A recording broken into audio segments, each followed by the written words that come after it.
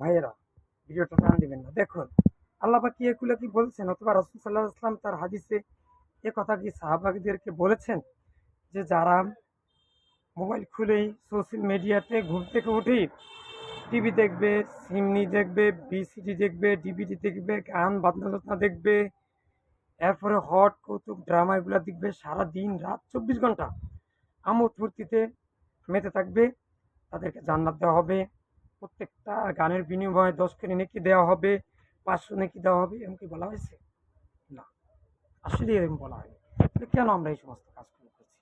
আমি মুসলমান গলের বাচ্চা হয়ে এই সমস্ত কাজ কর্ম সব বাদ দেব। গান শুনবো না, রিলেশন করবো না, প্রেম করবো না, বিপদ বলবো না, আল্লাহ বিধি কোনো কাজ করবো না, সুদ খাবো না, ঘুষ খাবো না।